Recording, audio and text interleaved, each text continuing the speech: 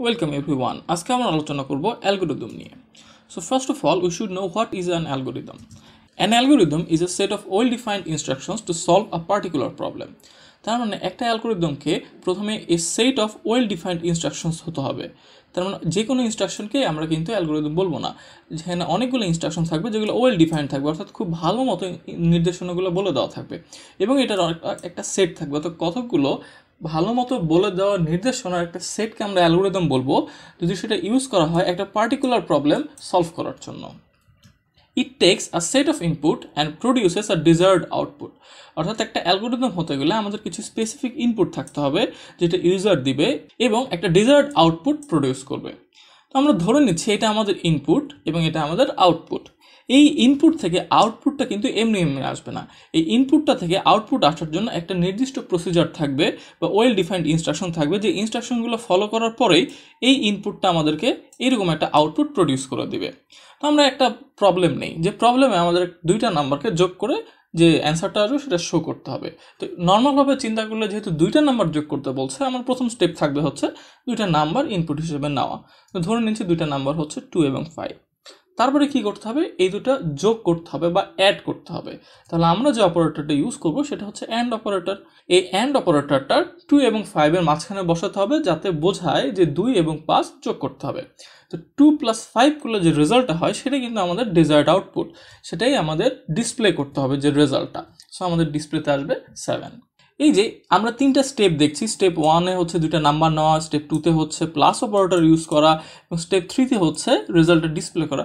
এই তিনটা স্টেপই কিন্তু আমাদের একটা অ্যালগরিদম শো করছে যেটা যে কোনো দুইটা নাম্বারকে যোগ করে ফেলবে। যদি বিয়োগ করতে বলতো তাহলে আমরা এই প্লাস অপারেটরের জায়গাতে জাস্ট মাইনাস করে দিতাম, যদি গুণ করতে বলতো তাহলে আমরা একটা মাল্টিপ্লিকেশন অপারেটর দিতাম, যদি ভাগ করতে বলতো তাহলে আমরা ডিভাইড করতাম। যাই করতে বলতো আমাদের কিন্তু এই 2 নম্বর স্টেপটা চেঞ্জ করতে হতো। এখন যদি ফ্যাক্টোরিয়াল করতে বলো তাহলে কিন্তু এই তিনটা স্টেপ দিয়ে হবে না। আমরা এই যে কীভাবে ফ্যাক্টোরিয়াল করতে হয় বা কীভাবে তিনটা নাম্বারের মধ্যে যেটা সব থেকে বড় সেটা বের করতে হয়, এগুলো প্রত্যেকটার জন্য কিন্তু আলাদা আলাদা অ্যালগরিদম আছে। সেই এক্সাম্পলগুলো আমরা একটু পরেই দেখব। এখন দেখে নিই একটা ভালো অ্যালগরিদম হতে গেলে কী কী কোয়ালিটি থাকতে হবে। তো প্রথম যে কোয়ালিটিটা থাকতে হবে সেটা হচ্ছে input and output should be defined precisely. অর্থাৎ খুব ভালোভাবে বলে দিতে হবে যে আমার ইনপুট কী কী আছে এবং আমি কি আউটপুট চাচ্ছি। Number 2 is each step in the algorithm should be clear and unambiguous. অর্থাৎ প্রত্যেকটা স্টেপ ক্লিয়ার থাকবে এবং এখানে কোনো কনফিউশন থাকবে না। Number 3 is algorithm should be most effective among many different ways to solve a problem. যে কোনো একটা প্রবলেম সলভ করতে গেলে অনেকগুলো ওয়েতে আসলে সলভ করা যায়, বাট সবগুলো ওয়ের মধ্যে যেটা সব থেকে ইফেক্টিভ সেটাই হচ্ছে আমাদের অ্যালগরিদমে পার্ট হতে হবে। Number 4 is an algorithm shouldn't include computer code. অর্থাৎ একটা অ্যালগরিদমের মধ্যে আমরা কখনোই কোনো কম্পিউটারের কোডকে ইনক্লুড করব না, কারণ একটা কম্পিউটারের অনেকগুলো প্রোগ্রামিং ল্যাঙ্গুয়েজ আছে, এক একটা প্রোগ্রামিং ল্যাঙ্গুয়েজের ক্ষেত্রে কিন্তু সিনট্যাক্স আলাদা রকম। তো যখন আমরা অ্যালগরিদমটা লিখব সেই অ্যালগরিদমটা এমনভাবে লিখতে হবে যাতে সেটা ডিফারেন্ট প্রোগ্রামিং ল্যাঙ্গুয়েজেও ইউজ করা যায়। যেমন আমরা একটু আগে দেখলাম দুইটা নাম্বার কীভাবে যোগ করতে হয়, এখন আমরা চাচ্ছি যে দুইটা নাম্বার কীভাবে যোগ করতে হয় ইউজারের ইনপুট দ্বারা সেটার একটা ফর্মাল অ্যালগরিদম লিখতে। সো প্রথমে কি করতে হবে, আমাদের স্টেপ 1 হচ্ছে প্রোগ্রামটা স্টার্ট করতে হবে। দেন স্টেপ 2-তে আমাদেরকে তিনটা ভ্যারিয়েবল ডিক্লেয়ার করতে হবে, একটা হচ্ছে num1, num2 এবং সাম। এই num1 এবং num2 কিন্তু ইউজার দিবে, অর্থাৎ দুইটা নাম্বার আমরা নিব এবং ইনপুটটা কিন্তু আমরা সামে রাখবো। তো এটা কীভাবে কাজ করে সেটা আমরা দেখি। যেহেতু তিনটা ভ্যারিয়েবল ডিক্লেয়ার করে দিয়েছে তো আমি তিনটা স্পেস বা তিনটা মেমোরি অ্যালোকেট করে দিলাম। এবার স্টেপ 3-তে কী করতে হবে, read values num1 and num2। অর্থাৎ ইউজারের কাছ থেকে আমাদেরকে দুইটা ভ্যালু নিতে হবে যেটা num1 এবং num2-তে সেভ করতে হবে। ফর এক্সাম্পল আমরা কী করেছিলাম, আমরা একটা নাম্বার নিয়েছিলাম 2, একটা নাম্বার নিয়েছিলাম 5। এবার স্টেপ 4-এ বলছে add num1 and num2 and assign the result to sum. অর্থাৎ নাম্বার 1-এর যে ভ্যালুটা ছিল এবং নাম্বার 2-এর যে ভ্যালুটা ছিল এই দুটোকে আমরা প্লাস অপারেটর দ্বারা যোগ করবো, অর্থাৎ 2 এবং 5 যোগ করলে 7। এই 7টাকে আমরা অ্যাসাইন করব সামে। এই যে সামের যে জায়গাটা ছিল বা মেমোরিটা ছিল সেটা কিন্তু ফাঁকা ছিল, তাহলে 2 এবং 5 অ্যাড করলে আমাদের রেজাল্ট আসবে 7, সেটা আমরা এখানে অ্যাসাইন করে দিলাম। এবার স্টেপ 5-এ বলছে ডিসপ্লে সাম। অর্থাৎ আমার কিন্তু দুইটা নাম্বার যোগ করে যে অ্যান্সারটা ছিল সেটাই ডিসপ্লে করার কথা ছিল, যেটা আমাদের সাম ভ্যারিয়েবলের মধ্যে ছিল, অর্থাৎ আমাকে ডিসপ্লে করে দিবে 7 এবং আমার প্রোগ্রামটা কিন্তু শেষ হয়ে গেল। স্টেপ 6 হচ্ছে স্টপ। এবার আমরা আরেকটা অ্যালগরিদম দেখি যেখানে আমাদেরকে বের করতে হবে তিনটা নাম্বারের মধ্যে সব থেকে বড় নাম্বার কোনটা। সো প্রথম স্টেপটা হবে কিন্তু আমাদের প্রোগ্রামটা স্টার্ট করা, দেন স্টেপ 2তে হবে তিনটা ভ্যারিয়েবল ডিক্লেয়ার করা এ, বি এবং সি, কারণ আমাদেরকে তিনটা নাম্বারের মধ্যে লার্জেস্ট নাম্বারটা বের করতে হবে। সো যেহেতু ডিক্লেয়ার করে দিচ্ছে তিনটা ভ্যারিয়েবল, আমরা তিনটা মেমোরি অ্যালোকেট করে দিলাম এ, বি এবং সি। স্টেপ 3তে কি বলছে, তিনটা ভ্যারিয়েবল রিড করতে হবে। আমরা রিড করার জন্য আমরা যে কোনো ভ্যালু নিয়ে নিচ্ছি, যেমন আমি এর ভ্যালু ইচ্ছা হলো আমি 3 নিলাম, বি এর ভ্যালু মনে হলো 4 নিলাম এবং সি এর ভ্যালু 1 নিলাম। তার মানে আমার স্টেপ 3 কিন্তু কমপ্লিট। এবার আমার স্টেপ 4-এ যাচ্ছি। স্টেপ 4-এ বলছে প্রথমে চেক করব এ ইজ গ্রেটার দেন বি কিনা। যদি এ গ্রেটার দেন বি হয় তাহলে আমি চেক করব এ ইজ গ্রেটার দেন সি কিনা। যদি এ গ্রেটার দেন সি হয় তাহলে আমরা বলে দিতে পারবো যে এ হচ্ছে লার্জেস্ট নাম্বার, কারণ এই দুটো কন্ডিশন আমরা যদি দেখি এ গ্রেটার দেন বি এবং এ গ্রেটার দেন সি, এটার মানে হচ্ছে এ বি এর থেকেও বড়, এ সি এর থেকেও বড়, তার মানে এ অবশ্যই এই তিনটার মধ্যে লার্জেস্ট নাম্বার। এখন এ গ্রেটার দেন বি হচ্ছে, কিন্তু এ যদি সি এর থেকে বড় না হয় তাহলে কি হবে, এ যদি সি এর থেকে বড় না হয় তখন আমরা এলস কন্ডিশনে যাব এবং আমরা বলে দেবো যে সি হচ্ছে লার্জেস্ট নাম্বার। এটার মিনিং হচ্ছে এ বি এর থেকে বড় কিন্তু সি আবার এর থেকেও বড়। তো আমাদের যে কন্ডিশনটা ছিল সেখানে কিন্তু 3 এবং 4 ছিল, এখানে কিন্তু আমার এ গ্রেটার দেন বি কন্ডিশনটা ফুলফিল করছে না, তাই আমাদের যে পরবর্তী কাজগুলো ছিল এগুলোতে যাওয়ার দরকারই নাই। তার মানে স্টেপ 4-এর ইফ কন্ডিশনটা যদি কাজ না করে তখন আমরা এলস কন্ডিশনে যাব। এলস কন্ডিশনে গিয়ে আমরা চেক করব যে B is greater than C কিনা। এখন আমরা দেখি B is greater than C কিনা। বি এর ভ্যালু ছিল 4 এবং সি এর ভ্যালু ছিল হচ্ছে 1, তার মানে B is greater than C, অর্থাৎ আমার কন্ডিশনটা ট্রু।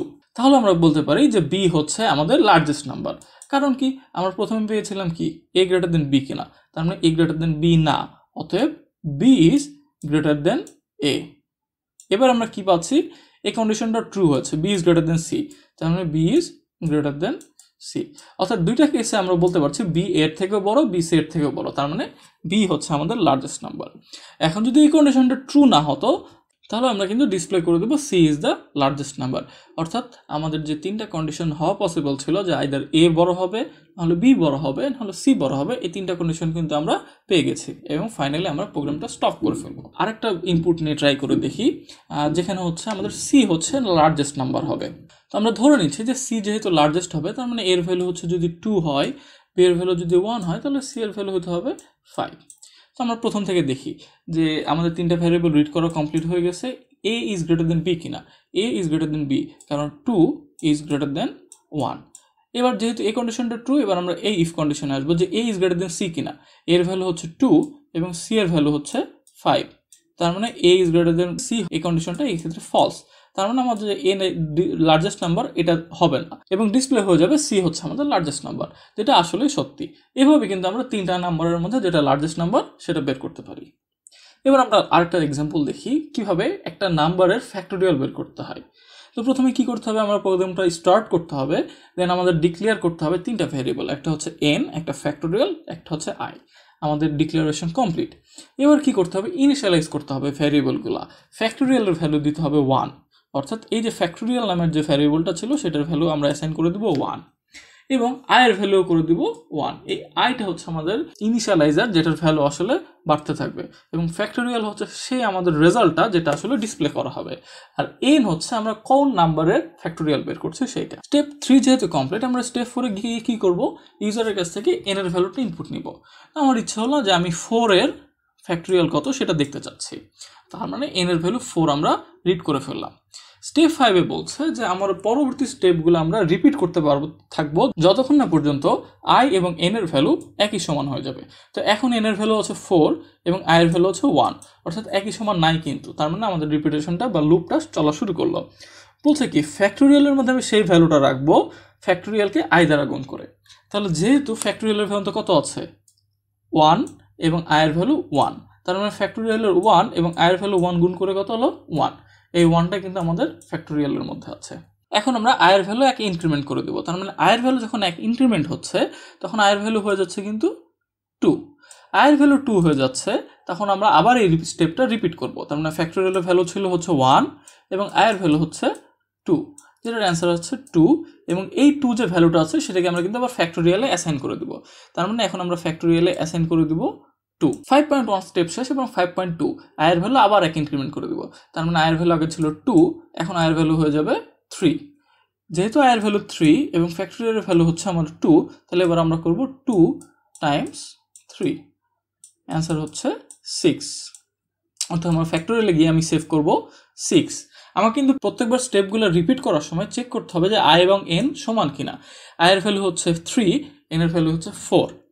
এবার আমাদের আই এর ভ্যালু যখন 5.2 স্টেপে গিয়ে 1 ইনক্রিমেন্ট হবে তখন কিন্তু 3 + 1 হয়ে যাবে 4।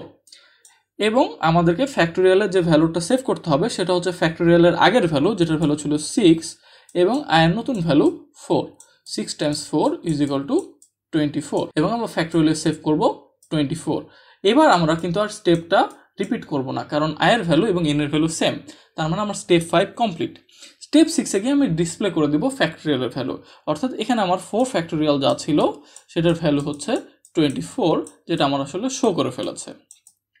আমরা যদি ম্যাথমেটিক্যাল ফর্মুলার ক্ষেত্রে যাই তাহলে কিন্তু 4 ফ্যাক্টোরিয়ালের ভ্যালুটা এরকম হবে 4 × 3 × 2 × 1, যেটা ক্যালকুলেশন করলে আমরা অ্যান্সার পাবো 24।